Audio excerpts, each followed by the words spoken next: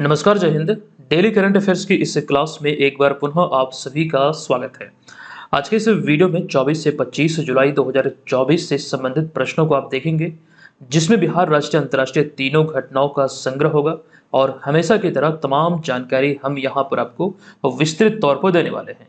ये सीरीज बिहार की प्रतियोगी परीक्षाओं की तैयारी पर आधारित है। अगर मुख्य रूप से बिहार की प्रतियोगी परीक्षाओं की तैयारी में आप लगे हैं तो ये आपके लिए वन स्टॉप सॉल्यूशन है। यहाँ से इस सीरीज के माध्यम से करंट अफेयर्स की तैयारी सर्वश्रेष्ठ तरीके से होगी। तो जो लोग पहली बार इससे जुड़े हैं, ध्यान रखेंगे और निरंतरता के साथ इस सीरीज को फॉलो करेंगे। सेशन की शुरुआत करते हैं। पिछले वीडियो में एक प्रश्न हमने पूछा था आपसे। ये प्रश्न था कि किस राज्य की पावर ट्रांसमिशन कंपनी लिमिटेड को नई दिल्ली में स्कॉच गोल्ड अवार्ड से अभी हाल ही में सम्मानित किया गया है। तो राइट आंसर होगा विकल्प नंबर ए, यानी कि बिहार। ठीक है, बिहार इस प्रश्न का राइट आंसर होगा। अच्छा, एक बात ये ध्यान रखें, जो लोग 70वीं बीपीएससी प्रीलिम्स एग्जाम देने जा रहे हैं, जो एग्जाम आपका प्रस्तावित है सितंबर महीने में, हालांकि ये डेट आगे बढ़ सकती है। आप लोग ध्यान रखेंगे, अगर आप एप्लीकेशन पे मेंबरशिप लिए हुए हैं तो आपके बीपीएससी वाले कोर्स में ये पीडीएफ अपडेट किया गया है। अर्धवार्षिकी है करंट अफेयर्स का, बिहार स्पेशल का, आप इसे जरूर डाउनलोड करके पढ़िएगा। अच्छा, जो लोग डाउनलोड नहीं कर पाए, अब तक कोर्स नहीं ले पाए हैं, तो एप्लीकेशन के माध्यम से जाके ले सकते हैं। यही वाला कोर्स है। हालांकि इसमें आपको आपकी बीपीएससी प्रारंभिक परीक्षा को लेकर के तमाम study notes, material, test series आदि दिए जा रहे हैं। इसी में करंट अफेयर्स का ये वाला कोर्स भी इंक्लूडेड है।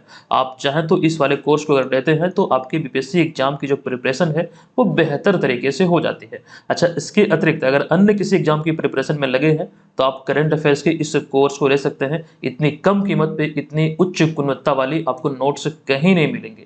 आपको अभी वीडियो में थोड़ी जानकारी हम और भी देने वाले हैं, जो कि आपको जानकर आश्चर्य होगा। वो सारी चीजें अभी आपको थोड़ी देर में हम बतलाएंगे।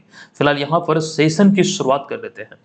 तो यहाँ पर पहला प्रश्न है कि केंद्रीय वित्त मंत्री निर्मला सीतारमण द्वारा 23 जुलाई को, यानी कि यहाँ पर बात हो रही है 23 जुलाई 2024 की, तो 23 जुलाई 2024 को वित्त वर्ष 2024-25 का बजट पेश किया गया।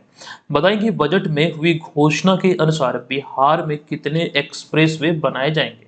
बिहार के संदर्भ में प्रश्न है और जो घोषणा हुई है, घोषणा के आधार पर राइट आंसर होगा 3 एक्सप्रेसवे बनाए जाएंगे। अब इसको लेकर जानकारी अभी हम आपको आगे देंगे। इसमें पहला पॉइंट हमारा है कि केंद्रीय वित्त मंत्री निर्मला सीतारमण, जो कि 23 जुलाई 2024 को वित्त वर्ष 2024-25 का बजट पेश की है, जिसमें बिहार को विभिन्न योजनाओं के तहत 58,900 करोड़ रुपए का फंड देने का प्रावधान किया गया है। ये आंकड़े बहुत इंपॉर्टेंट आपके लिए हो सकते हैं। अच्छा, यहाँ पर बतौर अगर हम वित्त मंत्री निर्मला सीतारमण की बात करें तो कुल मिला के ये 7वीं बार है जब ये बजट पेश की है। ये यहाँ पर आपको ध्यान रखना है, ये बहुत इंपॉर्टेंट आपके लिए साबित हो सकता है। अब देखिए, आगे बढ़ते हैं। बिहार के संदर्भ में बिहार के विकास को लेकर के जो इस बजट में घोषणाएं हुई हैं, जो प्रमुख बातें हैं, वो आप यहाँ पर देख सकते हैं। देखिए, धार्मिक पर्यटन को बढ़ावा देने के लिए गया जिले के विष्णुपद मंदिर और साथ साथ बोधगया के महाबोधि मंदिर में काशी विश्वनाथ मंदिर की तर्ज पर भव्य कॉरिडोर का निर्माण किया जाएगा या फिर बनाया जाएगा। अगला पॉइंट है कि नालंदा को एक प्रमुख पर्यटन केंद्र बनाने के लिए केंद्र सरकार बिहार को पूरा सहयोग देगी। बाढ़ की समस्या से निपटने के लिए 11,400 करोड़ रुपए बाढ़ नियंत्रण पर खर्च किए जाएंगे। अगला पॉइंट है कि पटना से पूर्णिया, फिर भागलपुर से बक्सर और बोधगया से दरभंगा तक एक्सप्रेसवे बनाया जाएंगे। कुल मिला के 3 एक्सप्रेसवे बनाया जाएगा। यही एक्चुअली प्रश्न में आपसे पूछा गया था। अब यहाँ पर देखिएगा कि राजगीर में जैन तीर्थ स्थलों का भी यहाँ पर विकास किया जाएगा। साथ ही साथ बक्सर में गंगा नदी पर 2 लेन का एक पुल बनाया जाएगा। अच्छा, कुछ बातें यहाँ पर हम आपको रिपीट कर दें जो कल वाले वीडियो में हमने आपको बतलाया था। यहाँ पर सबसे पहला पॉइंट ये ध्यान रखिएगा, जो हम बात एक्चुअली कर रहे हैं महाबोधि मंदिर की, ये तो पॉइंट आपको ध्यान रखना है। लेकिन अभी ये चीजें पुनः से खबरों में रही थी। आप सभी को मालूम है कि नालंदा विश्वविद्यालय का जो मतलब खास करके पुनरुत्थान हुआ है, इसका उद्घाटन रिसेंटली किया गया नरेंद्र मोदी के द्वारा। और वहां से एक प्रश्न हमने आपको पूछा था, इसी सीरीज में आपको बतलाया था वो तमाम जानकारी कि नालंदा विश्वविद्यालय को यूनेस्को की विश्व धरोहर स्थलों की सूची में कब शामिल किया गया था, तो वो ईस्वी है 2016। लेकिन यहाँ पर सवाल ये उठ जाता है कि अगर ये पूछा जाए कि यूनेस्को विरासत स्थलों की जो संख्या बिहार में है वो कितनी है, तो वो दो है। एक तो नालंदा विश्वविद्यालय जो कि 2016 में इस सूची में शामिल हुआ, लेकिन पहला है महाबोधि मंदिर जो कि बोध गया का, ये इसमें 2002 में शामिल हुआ था। तो ये सारी चीज़ें यहाँ सबको ध्यान रखना है, निसंदेह ये बहुत इंपॉर्टेंट है। अच्छा, इसके अतिरिक्त जो एक्चुअली हम बात कर रहे हैं एक्सप्रेस वे की, तो बिहार में 3 एक्सप्रेस वे बना जाएंगे। लेकिन आप सभी को मालूम होगा कुछ समय पहले हमने ये जानकारी आपको दिया था कि जो बिहार का पहला एक्सप्रेस वे है जो कार्य प्रगति पर है, जो कि खास करके इसी साल 2024 में ये 2024 के अंत तक इसका निर्माण कार्य पूरा होना है। तो यहाँ पर अब इस एक्सप्रेसवे के नाम की बात करें तो आमस दरभंगा एक्सप्रेसवे, जो कि बिहार के 7 जिलों को कवर करेगी। अच्छा, इसको लेकर कुछ बातें और भी आपको ध्यान रखना है कि ये जो हम बात कर रहे हैं आमस दरभंगा 4 लेन एक्सप्रेसवे की, तो एक्चुअली जो 7 जिलों को लेकर जो अभी हम आपको जानकारी दे रहे थे, ये 7 जिलों में अगर हम बात करें, जो एक्चुअली इसके नाम से भी प्रतीत होता है आमस दरभंगा एक्सप्रेसवे। तो आमस जो स्थान है, जैसा अभी हम आपको बतला रहे थे कि औरंगाबाद जिले में एक स्थान है आमस, तो यहाँ से शुरू होकर बिहार का गया, जहानाबाद, पटना, वैशाली, समस्तीपुर और दरभंगा को जोड़ेगी, यानी कि इन 7 जिलों को ये कवर करेगा। और यह एक्सप्रेसवे जो है ये दिल्ली कोलकाता NH-19 पर अवस्थित है और तकरीबन इसकी जो लंबाई जो बतलाई जा रही, जो सामने आ रही बातें, 189 किलोमीटर। तो ये चीज़ें यहाँ पर आपको ध्यान रखना है। मुझे लगता है ये चीज़ें इंपॉर्टेंट आपके लिए हो सकता है। अच्छा, गंगा नदी को लेकर एक बात ये ध्यान रखेगा कि बिहार के क्षेत्र में गंगा नदी बक्सर में एक स्थान है चौसा, वहाँ से प्रवेश करती है, और बिहार के क्षेत्र को कटिहार में एक स्थान है मनिहारी, वहाँ पर छोड़ देती है। अब यहाँ पर हम आ चुके हैं दूसरे प्रश्न पे। प्रश्न है कि बिहार में निम्नलिखित में से कहाँ हाल ही में 21 जुलाई 2024 को वीर नारी सम्मान समारोह का आयोजन किया गया? तो बिहार में जो अभी हाल ही में इसका आयोजन किया गया, ये दानापुर में। विकल्प नंबर ए इस प्रश्न का राइट आंसर होगा। आपको यहाँ पर जानकारी दे दूं, ये तिथि आपको ध्यान रखना है, 21 जुलाई 2024 को दानापुर में बिहार रेजिमेंट सेंटर के अखोड़ा हॉल में, ये जगह एक्चुअली जो है ये आपको ध्यान रखना है, यहीं पर वीर नारी सम्मान समारोह आयोजित किया गया या फिर इसका आयोजन किया गया, जैसा कि आप यहाँ पर तस्वीर में भी देख सकते हैं। अब इनसे संबंधित कई सारी जानकारी आपको ध्यान रखना है, जैसे कि ये जो सम्मान समारोह जो आयोजित हुआ, जहाँ पर सैनिकों के मतलब पत्नियों को सम्मानित किया गया, और इसीलिए जैसा कि यहाँ पर नाम से भी प्रतीत हो रहा है, तो ऐसे में इस सम्मान समारोह के अगर हम उद्घाटन की बात करें तो बिहार के जो मौजूदा राज्यपाल हैं राजेंद्र विश्वनाथ अर्लेकर, इनके द्वारा इस समारोह का उद्घाटन किया गया। अच्छा, राजेंद्र विश्वनाथ अर्लेकर के बारे में ये ध्यान रखिएगा, ओवरऑल ये बिहार के 41वें राज्यपाल हैं। स्वतंत्र प्रभार के दृष्टिकोण से ये 29वें राज्यपाल हैं, जो कि गोवा के रहने वाले हैं, और इन्हीं के द्वारा इसका उद्घाटन किया गया।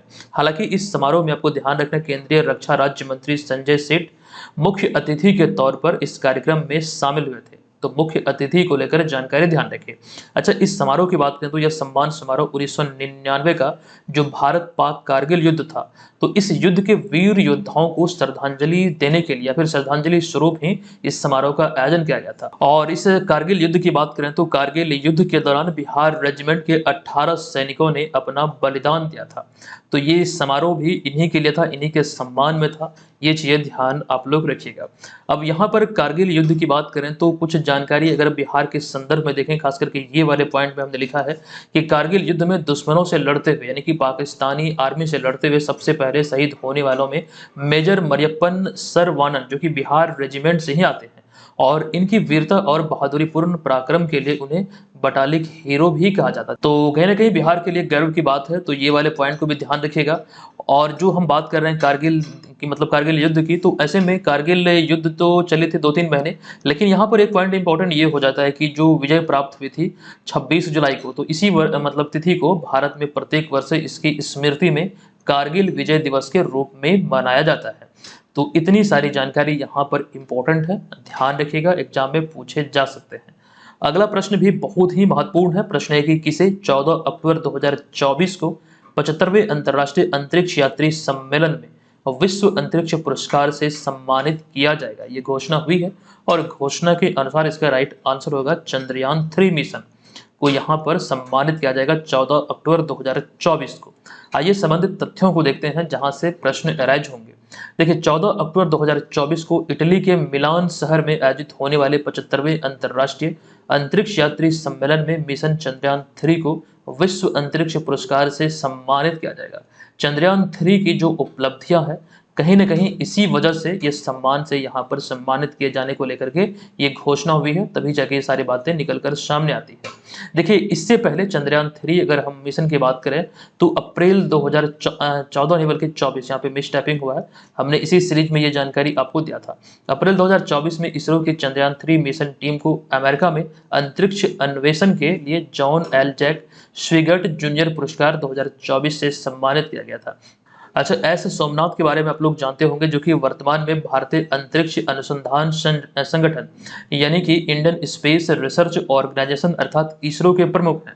इन्हीं के कार्यकाल में 14 जुलाई 2023 को चंद्रयान 3 को सफलतापूर्वक लॉन्च किया गया था। ये लॉन्चिंग डेट है 14 जुलाई 2023 और आपको ध्यान रखना है कि 23 अगस्त 2024 को चंद्रमा पर सॉफ्ट लैंडिंग किया था चंद्रयान 3। और यहाँ से एक बात ये भी ध्यान रखना है कि चंद्रयान 3 के जो प्रोजेक्ट डायरेक्टर थे वो थे पी वीरा मुथुवेल। अच्छा, इसरो के जो वर्तमान में प्रमुख हैं एस सोमनाथ, इन्होंने निलावु कुदिचा सिम्हानगल इस शीर्षक के साथ, ये मतलब शीर्षक है, पुस्तक का नाम है और ये इनकी आत्मकथा है जो कि मलयालम भाषा में लिखी गई इनके द्वारा। ये यहाँ पर ध्यान रखिएगा, निलावु कुदिचा सिम्हानगल, ये बहुत इंपॉर्टेंट हो सकता है। अच्छा, बात अगर हम करें चंद्रमा की सतह पर सॉफ्ट लैंडिंग करने वाले देशों की, एक तो पहला देश है अमेरिका, फिर रशिया, फिर चाइना। ये 3 देश मतलब पहले 3 स्थान पर हैं। अच्छा, यहीं पर अगर हम भारत के संदर्भ में बात करें तो भारत चांद पर सफल लैंडिंग करने वाला, यहाँ पर देखिए मिस टैपिंग हुआ है, ये 5वां नहीं होगा बल्कि चौथा देश यानी कि 4th कंट्री बना है अपना। अच्छा, 5वां देश कौन बना है? तो इस देश का नाम है जापान, जो कि अभी हाल ही में चांद पर सफल लैंडिंग करने वाला 5वां देश बना है। अच्छा, यहाँ पर एक बात आपको ये भी ध्यान रखना है कि दुनिया का पहला और एकमात्र देश है अपना भारत, जो चंद्रमा के दक्षिणी ध्रुव पर जो अंधेरे वाला जगह है वहां पर सफल लैंडिंग किया है और ये पहला देश है और एकमात्र देश है। अच्छा, एक बात और, चंद्रमा के सुदूर प्रांत से जहां तक अब तक पहुंच पाना मुश्किल हुआ है, वहां से रिसेंटली अभी चाइना ने कुछ सैंपल मंगाया है रिसर्च करने के लिए। तो ये भी चीजें ध्यान रखेगा और इसी सीरीज में तमाम जानकारी हमने आपको दिया था। अच्छा, मिशन चंद्रयान को लेकर जो चीजें मतलब तीनों, खास करके जो इसका चंद्रयान 1, 2 और 3 को लेकर जो बातें इंपॉर्टेंट है, जो बेसिक से पॉइंट है वो यहाँ पर आपको दिख रहा है। ये तमाम चीज़ों को रट लीजिएगा, ध्यान रखिएगा, पूछे जाने की प्रबल संभावना बनती है। ठीक है, अभी रिसेंटली बीपीएससी एग्जाम में आर्टेमिस मिशन से संबंधित प्रश्न पूछा गया था, जो कि ये नासा से संबंधित है। निसार मिशन ये इसरो से संबंधित है। आदित्य L1 भी इसरो से ही संबंधित है, जो कि आई थिंक सितंबर 2023 में आदित्य L1 लॉन्च किया गया था सूर्य के अध्ययन के लिए, और ये चीजें हमने इसी सीरीज में आपको बताया है। अगला चौथा प्रश्न है कि हाल ही में 19 जुलाई 2024 को राष्ट्रपति द्रौपदी मुर्मू ने राष्ट्रपति भवन दिल्ली में रक्षा अलंकरण समारोह 2024 के दूसरे चरण में कुल कितने पुरस्कार प्रदान किए हैं? देखिए, दूसरे चरण की बात करें, जो पुरस्कारों का वितरण हुआ राष्ट्रपति द्रौपदी मुर्मू के द्वारा, तो कुल इसकी संख्या 94। विकल्प नंबर सी यहाँ पर इस प्रश्न का राइट आंसर यहाँ पर हो जाता है। देखिए, आपको बता दूं कि हाल ही में 19 जुलाई 2024 को राष्ट्रपति द्रौपदी मुर्मू ने राष्ट्रपति भवन दिल्ली में रक्षा अलंकरण समारोह 2024 के दूसरे चरण में सशस्त्र बलों और भारतीय तटरक्षक बल के सेवारत और सेवानिवृत्त कर्मी, यानी कि जो कार्यरत है इस समय और जो मतलब सेवानिवृत्त हो चुके हैं, सेवा से मुक्त हो चुके हैं या फिर रिटायरमेंट ले चुके हैं, तो कुल मिला के मतलब सभी कैटेगरी को देखते हुए कुल जो पुरस्कार यहाँ पे वितरित हुए हैं, कुल 94 विशिष्ट सेवा पुरस्कार प्रदान किए गए इनके द्वारा। ठीक है, मतलब कुल संख्या द्वितीय चरण में जो पुरस्कारों की रही वितरित जो हुई, उसकी संख्या 94। अब यहाँ पे देखिएगा, जिनमें अगर बात करें पूरी कैटेगरी में, तो जिसमें 31 परम विशिष्ट सेवा पदक, 4 उत्तम युद्ध सेवा पदक, 2 अति विशिष्ट सेवा पदक और 57 अति विशिष्ट सेवा पदक। अच्छा, यहाँ पर शायद कुछ मिस कर रहा है, शायद यहाँ पर अति नहीं होगा। 2 को अति विशिष्ट सेवा पदक और 57 को विशिष्ट सेवा पदक से सम्मानित किया गया, या फिर ये सारी चीजें इसमें शामिल है। देखिए, एक बात और भी ध्यान रखिएगा कि इससे पहले जो इसका पहला चरण था, जो कि 5 जुलाई 2024 को राष्ट्रपति द्रौपदी मुर्मू ने सेना और अर्धसैनिक बलों के जवानों को 10 कीर्ति चक्र प्रदान किए थे, जो कि पहला चरण था इसका। और इसमें आपको ध्यान रखना है कि 7 पुरस्कार जो दिया गया था मरणोपरांत दिया गया था, मतलब इन 10 में से 7 को मरणोपरांत मिला। ये कीर्ति चक्र की यहाँ पर बात हो रही है पहले चरण की, जो कि 5 जुलाई 2024 को दी गई। लेकिन इसमें अगर शौर्य चक्र की बात करें तो आपको ध्यान रखना है 26 को शौर्य चक्र प्रदान किया गया, जिनमें कि 7 को मरणोपरांत, मतलब इसमें 7 मरणोपरांत इसमें शामिल। थे। तो ये चीज़ें यहाँ पर ये खास करके रक्षा अलंकरण अगर हम समारोह की बात करें 2024 के संदर्भ में, तो ये सारी चीज़ें यहाँ से इम्पोर्टेंट निकल कर सामने आती है। अच्छा, एक बात और, कई प्रकार के प्रश्न यहाँ से बन सकते हैं नाम को लेकर, खास करके जिन्हें ये पदक मिला है। एक तो ये बात यहाँ पर आपको ध्यान रखना है, ये एक लंबा-चौड़ा एक सूची हो जाएगा। अगर आप मान लीजिए 94 यहाँ पर याद रखते हैं और यहाँ पर 36 याद रखते हैं, तो एक प्रकार से लंबा-चौड़ा नाम यहाँ पर हो सकता है। हालाँकि उतना इम्पोर्टेंट तो नहीं है, लेकिन कुछ कहा नहीं जा सकता है, कुछ भी एग्ज़ाम में पूछा जा सकता है। लेकिन फिलहाल यहाँ पर हमने वो जानकारी आपके समक्ष नहीं रखा है, लेकिन कुछ बातें अगर मुझे लगेगा कि यहाँ से कुछ इम्पोर्टेंट निकल कर सामने आती है, तो इसी सीरीज़ में हम आपको आगे बतला देंगे। फिलहाल यहाँ पर हम इसे छोड़ते हुए चलते हैं अगले प्रश्न पे। देखिए, यहाँ पर जो पुरस्कार समारोह जो आयोजित हुआ था, जो पुरस्कृत किए गए हैं, उनमें कुछ को यहाँ पर तस्वीर के माध्यम से देख सकते हैं। हम आगे चलते हैं अगले प्रश्न पे, लेकिन उससे पहले यहाँ पर देखिए सेना की बात हो रही थी या फिर जो पुरस्कार समारोह की हम बात कर रहे थे, तो ऐसे में जो जानकारी आप यहाँ पर देख रहे हैं भारतीय सेना प्रमुखों को लेकर के, जो वर्तमान में सेना प्रमुखों में अगर हम देखें, थल सेना प्रमुख कौन है, तो उपेंद्र द्विवेदी जो कि 30वें सेना प्रमुख है। नौसेना प्रमुख है एडमिरल दिनेश कुमार त्रिपाठी जो कि 26वें। इन दोनों को क्रमशः आप यहाँ पर देख सकते हैं। और वायुसेना प्रमुख एयर चीफ मार्शल है वी आर चौधरी, यानी कि विवेक राम चौधरी, जिन्हें आप यहाँ पर देख रहे हैं। ये बहुत इंपॉर्टेंट हो जाते हैं, भले ही आपको लगते हैं कि ये बहुत आसान है, लेकिन इसमें जो बदलाव होता है, रिसेंटली इसमें बदले भी गए हैं ये दोनों, खास करके थल सेना और नौसेना वाला। तो यही बदलाव को लेकर कन्फ्यूजन पैदा होता है, तो इस सारी चीज़ों को लेकर के अपडेट रहना बहुत आवश्यक है। अगला प्रश्न है कि हाल ही में भारत मंडपम नई दिल्ली में विश्व धरोहर समिति के 46वें सत्र का आयोजन किया गया। बताएं कि यह कौन सी बार है जब भारत इसकी मेजबानी किया है। देखिए, विश्व धरोहर समिति की जो मेजबानी हुई है भारत द्वारा, ये पहली बार किया गया है और ये इसका 46वां सत्र है। तो 46 सत्रों में से पहली बार है जब भारत द्वारा इसकी मेजबानी किया जा रहा है या फिर किया गया है। अब यहाँ पर ध्यान दीजिएगा कि हाल ही में 21 जुलाई 2024 को भारत मंडपम नई दिल्ली में जो प्रगति मैदान में यहाँ पर नरेंद्र मोदी द्वारा विश्व धरोहर समिति के 46वें सत्र का उद्घाटन किया गया। भारत मंडपम को आप यहाँ पर तस्वीर में देख सकते हैं। ये वही जगह है जहाँ पर भारत की अध्यक्षता में, भारत की G20 की अध्यक्षता में 18वां G20 शिखर सम्मेलन आयोजित हुआ था। ये बहुत इंपॉर्टेंट है। और यहाँ पर आगे देखिए, ये पहली बार है जब भारत विश्व धरोहर समिति की वार्षिक बैठक की मेजबानी कर रहा है। इसकी शुरुआत हुई 21 जुलाई को, जो कि 31 जुलाई 2024 तक चलेगी। कहाँ पर? तो यहीं पर भारत मंडपम में। अच्छा, इस समारोह की बात करें तो उद्घाटन समारोह में यूनेस्को की महानिदेशक ऑड्रे अजोलो जो कि फ्रांस की है, ये भी इसमें भाग लेती, जो कि वर्तमान में यूनेस्को की महानिदेशक हैं। ठीक है, ये यहाँ पर ध्यान रखिएगा, ये भी इसमें शामिल हुए थे, भाग लेते। इस बैठक में 150 से अधिक देशों के 2000 से अधिक प्रतिनिधियों ने भाग लिया था। अच्छा, इस बैठक के उद्देश्य की बात करें तो बैठक जो होती है विश्व धरोहर समिति की, इसमें आपको ध्यान रखना है कि इससे संबंधित सभी मामलों के प्रबंधन, यानी कि जो स्थल इसमें शामिल है, तो सभी मामलों के प्रबंधन और विश्व धरोहर सूची में शामिल किए जाने वाले नए स्थलों पर निर्णय लेने को लेकर के ये सभा या फिर ये बैठक उत्तरदायी होती है। इन्हीं सारे विषयों पर इसमें चर्चाएं होती है, तो ये आपको यहाँ पर ध्यान रखना है। अभी हम आपको बता रहे थे यूनेस्को विश्व धरोहर स्थलों के बारे में कि बिहार के 2 स्थल इसमें शामिल है। ठीक है, ये चीज़ आपको एग्जाम में पूछा जा सकता है। अच्छा, एक जानकारी मैं आपको ये दे दूं, आप यहाँ पर आई थिंक दिख रहा होगा, ये जो प्रतिमा आपको दिख रहा है, ये नटराज की प्रतिमा है। और एक बात ये इंपॉर्टेंट हो जाती है कि जो प्रगति मैदान में जो भारत मंडपम है, जिसकी बात अभी हम कर रहे हैं, इसके बाहर जो ये नटराज की प्रतिमा लगी है, ये पूरी दुनिया में स्थापित नटराज की सबसे बड़ी प्रतिमा है, जो कि G20 शिखर सम्मेलन जो आयोजित होना था, इसी से पूर्व यहाँ पर ये लगाया गया था। ये चीजें आपको हमने बतलाया है। छठा प्रश्न है कि निम्नलिखित में से किस देश की उर्सुला वोन डेर लेयन हाल ही में 18 जुलाई 2024 को दूसरी बार यूरोपीय आयोग के प्रेसिडेंट यानी कि अध्यक्ष नियुक्त हुई है। देखिए, इस प्रश्न का जो राइट आंसर है, एक सेकेंड, यहाँ पर देखिए कुछ गड़बड़ी हुई है। प्रश्न को टाइप करने में पूछा गया किस देश की उर्सुला, या नाम दे ही दिया गया है, लेकिन फिर से यहाँ पर देखिए विकल्पों में नाम दिया गया है। देखिए, अभी हाल ही में यूरोपीय अगर हम आयोग की बात करें तो नए जो प्रेसिडेंट या फिर अध्यक्ष जो नियुक्त हुई, इनका नाम है उर्सुला वॉन डेर लेयन। ये यहाँ पर ध्यान रखिएगा, हमें यहाँ पर पूछा गया किस देश की रहने वाली है। अगर यहाँ पर देश पूछा जा रहा है तो ऐसे में इसका जो राइट आंसर होगा ये होगा जर्मनी। ये यहाँ पर आप लोग ध्यान रखिएगा, इसको सुधार करने की आवश्यकता है।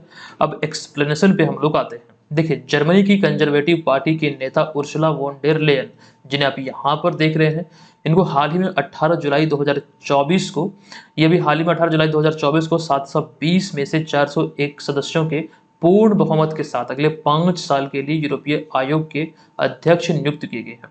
ये यहाँ पर ध्यान रखना इंपॉर्टेंट आपके लिए हो जाता है। ये कहाँ की रहने वाली है? तो जर्मनी की। ठीक है, आगे बढ़ते हैं और यहाँ पर आपको ये ध्यान रखना है कि बतौर यूरोपीय आयोग के प्रेसिडेंट के दृष्टिकोण से देखें तो यह उनका दूसरा कार्यकाल है। पहला कार्यकाल की शुरुआत हुई थी 1 दिसंबर 2019 को। तो 1 दिसंबर 2019 से पिछले 5 साल में वॉन डेर लेयन ने कई संकटों से निपटने में यूरोपीय संघ का नेतृत्व किया है, जिनमें कुछ बड़ी बड़ी चीजें शामिल हैं। लेकिन उनमें से जो मुझे लगा जो इम्पोर्टेंट है, जो आपको यहाँ पे बतलाना चाहिए, वो ये वाला हमें लगा। देखिए, इसमें ध्यान रखना है कि इन्होंने 2025 तक का यूरोपीय संघ को शून्य कार्बन उत्सर्जन क्षेत्र बनाने के उद्देश्य से ग्रीन डील पर भी काम किया है। ठीक है, देखिए यहाँ पर इस डील पर, यानी कि जो खास करके पहल है, इस पर तो कार्य किया गया, लेकिन एक जरूरी बात यहाँ से निकल कर ये आती है कि जो नेट जीरो का लक्ष्य हासिल करना है, जो यूरोपीय संघ का जो लक्ष्य है, वो है 2050। ये ध्यान रखिएगा। और हमने रिसेंटली बिहार को लेकर जानकारी दिया था कि बिहार सरकार का भी नेट जीरो का लक्ष्य भारत सरकार के अनुरूप है, जो कि 2070 है। अभी रिसेंटली ये सारी चीजों में बदलाव हुआ है, कुछ समय पहले ही हमने आपको बतलाया है। हालांकि पुराना डाटा कुछ और कहता है, लेकिन अब इसे भारत सरकार के अनुरूप किया गया है, जो कि ये डेटा है 2070। लेकिन भारतीय रेलवे की बात करें तो रेलवे के दृष्टिकोण से देखें तो नेट जीरो का लक्ष्य हासिल करना, जो मतलब एक लक्ष्य निर्धारित है, वो है 2030 तक। ये चीजें यहाँ से ध्यान रखिए। अब जो विकल्पों में आपको दिख रहा है, यानी इन्फेंटिनो, जो कि वर्तमान में फीफा के अध्यक्ष हैं, यहाँ पर हमने लिख भी दिया है वो सारे विकल्पों के बारे में। नाटो के महासचिव जेंस स्टोल्टेनबर्ग, जो अभी हाल ही में खबरों में रहे हैं, ये इसको लेकर 2-3 बार हमने रिसेंटली पिछले महीने में जानकारी दिया है, पिछले 1 महीने में। तो नाटो के महासचिव हैं। बिम्स्टेक को लेकर ये ध्यान रखिएगा, इंद्रमणि पांडे बिम्स्टेक के महासचिव हैं वर्तमान में। तो यहाँ से इतनी सारी बातें जानकारी पर्पज से ध्यान रखना है। अगला प्रश्न है कि निम्नलिखित में से कौन हाल ही में टेनिस हॉल ऑफ फेम में शामिल होने वाले पहले भारतीय व पहले एशियाई पुरुष टेनिस खिलाड़ी बने हैं? आप लोग यहाँ पर ध्यान दीजिए, बहुत इंपॉर्टेंट हो सकता है ये प्रश्न। इसमें विकल्पों में भी कई बार कंफ्यूजन का शिकार हो सकते हैं। देखिए, अगर हम बात करें पहले भारतीय व पहले पुरुष एशियाई टेनिस खिलाड़ी की, तो इसमें 2 नाम शामिल होता है, एक तो लिएंडर पेस और विजय अमृतराज। विकल्प नंबर ए और विकल्प नंबर बी। और फाइनल आंसर जो होगा ये होगा उपयुक्त में से ए और बी दोनों, अतः विकल्प नंबर डी यहाँ पर इस प्रश्न का राइट आंसर हो जाएगा। देखिए, यहाँ पर यह ध्यान रखना कि हाल ही में भारतीय दिग्गज टेनिस खिलाड़ी लिएंडर पेस और साथ साथ विजय अमृतराज, जो कि संयुक्त राज्य अमेरिका में अंतर्राष्ट्रीय टेनिस हॉल ऑफ फेम में शामिल होने वाले पहले 2 भारतीय और पहले 2 एशियाई पुरुष टेनिस खिलाड़ी बन गए। इन दोनों का आप यहाँ पर तस्वीर के माध्यम से देख सकते हैं। अच्छा, इसके साथ ही कई प्रकार के प्रश्न और भी अराइज हो सकते हैं। देखिए, पहला पॉइंट है, इसके साथ ही भारत दुनिया का 28वां देश बन गया जहां के कोई टेनिस खिलाड़ी अंतर्राष्ट्रीय टेनिस हॉल ऑफ फेम में शामिल किए गए हो। तो कुल मिला के 28 देश इसमें शामिल है। रिसेंटली 28वां देश कौन बना है? तो अपना भारत। अब यहाँ पर देखिएगा, इस सूची में जो शामिल हुए हैं लिएंडर पेस और विजय अमृतराज, जो कि दोनों भारत के ही हैं। तो आपको ध्यान रखना है कि इस सूची में लिएंडर पेस को खिलाड़ी श्रेणी में और विजय अमृतराज को योगदानकर्ता श्रेणी में इसमें शामिल किया गया है। हालांकि अभी जो इस सूची में शामिल हुए हैं, इनमें एक नाम एक ये भी है, रिचर्ड इवांस, जो कि ब्रिटेन के हैं, वो भी इस सूची में शामिल हुए हैं, जो कि वे खेल पत्रकार हैं। उन्हें योगदानकर्ता श्रेणी में उन्हें शामिल किया गया है। ये यहाँ पर ध्यान रखना है। अब नवीनतम आंकड़ों के आधार पर टेनिस हॉल ऑफ फेम की इस सूची में 28 देशों के 267 दिग्गज शामिल हैं। तो ये चीजें यहाँ से ध्यान रखने योग्य है। 8वें प्रश्न में चलते हैं। हाल ही में खबरों में रहा मानस, MANAS अर्थात मानस का संबंध निम्नलिखित में से किससे है? देखिए, विकल्पों को ध्यान से देखिएगा, इसका जो राइट आंसर होगा ये होगा विकल्प नंबर यहाँ पर सी, यानी कि ये संबंधित है नशीले पदार्थों से। अब ये किस प्रकार से संबंधित है, आइए इसको देखते हैं, इसको समझते हैं। देखिए, पहला पॉइंट है कि हाल ही में 18 जुलाई 2024 को केंद्रीय गृह और सहकारिता मंत्री अमित शाह द्वारा विज्ञान भवन दिल्ली में नार्को कोऑर्डिनेशन सेंटर की 7वीं शीर्ष स्तरीय बैठक की अध्यक्षता की गई। ये इसका 7वां संस्करण था और इस बैठक की अध्यक्षता किनके द्वारा किया गया? तो अमित शाह के द्वारा किया गया, जैसा यहाँ पर आप देख सकते हैं। अब आपको यहाँ पर इससे संबंधित जो घोषणाएं हुई है जो प्रमुख बातें निकल कर आती है उसका जिक्र हमने यहाँ पर किया है। देखिए इस दौरान उन्होंने राष्ट्रीय नारकोटिक्स हेल्पलाइन मानस, इसका जो पूरा नाम होता है मानस में एम से होता है मादक, या फिर एम ए से होता है मादक और साथ साथ एन से होता है निषेध, ए से होता है आसूचना और एस से होता है सेंटर यानी कि केंद्र। तो इस प्रकार से मानस का ये पूरा नाम है और ये ध्यान रखना है आपको। और इसके अतिरिक्त, इसकी तो शुरुआत की ही, लेकिन इसके अतिरिक्त श्रीनगर में नारकोटिक्स कंट्रोल ब्यूरो यानी कि एनसीबी के जोनल कार्यालय का वर्चुअल उद्घाटन भी किया गया इनके द्वारा। इसके अतिरिक्त एनसीबी की वार्षिक रिपोर्ट 2023 और नशा मुक्त भारत पर सारांश यानी कि कॉम्पेंडियम भी जारी किया गया इनके द्वारा। अच्छा, यहाँ पर मानस के तहत जो टोल फ्री नंबर जारी किया गया है, जो हेल्पलाइन नंबर जारी हुआ है, ये आपको ध्यान रखना है 1933। और इसके अतिरिक्त एक वेब पोर्टल उमंग ऐप जो होगा ये इसमें शामिल होगा, ताकि देश के नागरिक जो भी मतलब भारतीय नागरिक है नशीली दवाओं की तस्करी आदि, जो खास करके नशीली दवाओं से संबंधित जानकारी होगी या किसी प्रकार की कुछ भी हो, वो मतलब अगर नशीली दवाओं से संबंधित है तो जानकारी साझा करने या फिर नशीली दवाओं के दुरुपयोग या फिर नशा मुक्ति और पुनर्वास जैसे मुद्दों से संबंधित सलाह लेने के लिए गुमनाम रूप से यानी कि उनकी पहचान को गुप्त रखी जाएगी और गुमनाम रूप से 24 घंटे एनसीबी से जुड़ सकते हैं। तो कुल मिला के ओवरऑल बात यही है कि नशीली दवाओं से इसका संबंध है ये पहल का।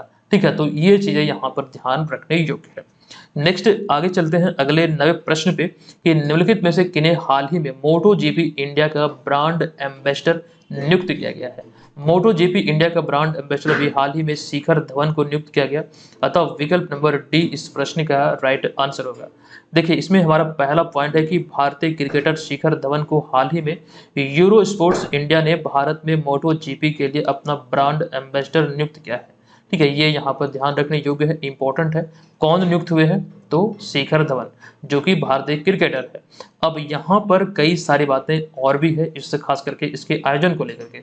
देखिए मोटो जीपी की बात करें तो मोटो जीपी को ग्रांड प्रिक्स मोटरसाइकिल रेसिंग भी कहा जाता है, जो कि दुनिया की प्रमुख मोटरसाइकिल चैंपियनशिप है और यह वार्षिक प्रतियोगिता है। पहली बार ये 1949 में आयोजित किया गया था। भारत के संदर्भ में बात करें तो भारत में ये 3 दिवसीय मोटो जीपी इंडिया का जो आयोजन था ये 22 से लेकर 24 सितंबर 2024 तक ये बुद्धा इंटरनेशनल सर्किट नोएडा उत्तर प्रदेश में आयोजित किया जाएगा, ऐसा निर्धारित था। और आपको ध्यान रखना है कि किसी कारणवश इसमें बदलाव किया गया है, अब ये स्थिति को आयोजित नहीं होगा। यहाँ पर हमने इसे लिख भी दिया है कि ये निर्धारित था, किंतु किसी कारणवश अब मोटो जीपी इंडिया का जो आयोजन है ये मार्च 2025 के लिए रीशेड्यूल किया गया है। ठीक है, ये फिलहाल मुझे लगता है कि तिथि की घोषणा नहीं हुई है, बस ये महीना बताया गया है। तो ये चीज़ें यहाँ पर ध्यान रखिएगा। अगर आप लोग ये पढ़ चुके हैं कि 22 से 24 सितंबर को ये आयोजित किया जाएगा, तो यहाँ पर अगर एग्जाम में प्रश्न बनेगा तो आपका आंसर जो है वो गलत हो जाएगा, क्योंकि ये मार्च महीने में आयोजित होगा, मार्च 2025 में। अब यहाँ पर एक चीज़ समझिएगा, जो वीडियो के स्टार्टिंग में हम आपको बोल रहे थे कुछ जानकारी हम आपको अतिरिक्त देंगे। दरअसल आपको बता दूं, ये चीज़ें जब प्रूफ हो चुकी है तभी जाके हम आपको बतला रहे हैं। देखिए आप लोगों को मालूम होगा कि बहुत सारे चैनल वाले, जो कि बड़े बड़े मिलियन वाले चैनल भी, मैंने 3 4 5 को 4 को मैंने रिकॉग्नाइज किया, 5 नहीं बल्कि मैंने 4 को रिकॉग्नाइज किया है और बाकायदा एक को लेकर तो हमने वीडियो बना भी दिया है। तो वो हमारे मटेरियल को कॉपी करते हैं, लेकिन इसमें हद तो तब हो गया जब हमें एक जानकारी मिला स्पीडी पब्लिकेशन को लेकर के। स्पीडी पब्लिकेशन का बिहार स्पेशल का एक बुक आया है, आप लोगों को मालूम होगा पीला कलर का एक बुक है और उस बुक में लगभग 1000 एमसीक्यू दिए हुए हैं। और उस एमसीक्यू को लेकर के मैंने देखा कि उसमें जो एमसीक्यू डाले गए हैं वो सभी हमारे द्वारा लिखा गया है। ठीक है, और इसको लेकर बाकायदा हमने पर्सनली कॉल भी किया स्पीडी पब्लिकेशन को, लेकिन कॉल उन्होंने रिसीव नहीं किया।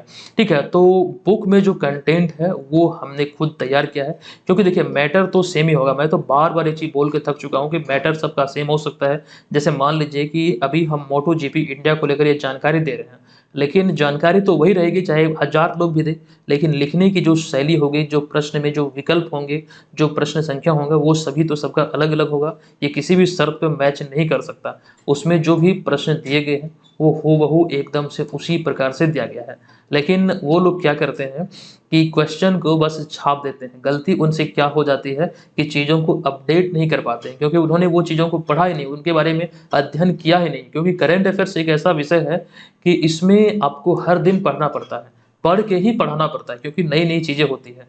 तो अगर कोई इस तरह की चीज़ें कर रहा है तो इस चीज़ से आप लोग बचिएगा, क्योंकि कॉपी किया हुआ मटेरियल आप लोग पढ़ेंगे तो निस्संदेह आपको बहुत नुकसान हो सकता है, क्योंकि चीज़ें वो लोग अपडेट नहीं कर सकते। ओरिजिनल जो कंटेंट मिलेगा वो हमारे एप्लीकेशन पे ही मिलेगा, एकदम नाम मात्र की फ़ी पे है। कहीं पर भी इतना सस्ते में आपको कोई भी मटेरियल नहीं मिल रहा है। आप लोग बेझिझक मटेरियल को डाउनलोड कीजिए, वहाँ से पढ़िए और अच्छी तरीके से टेस्ट के माध्यम से उसका आकलन भी कीजिए।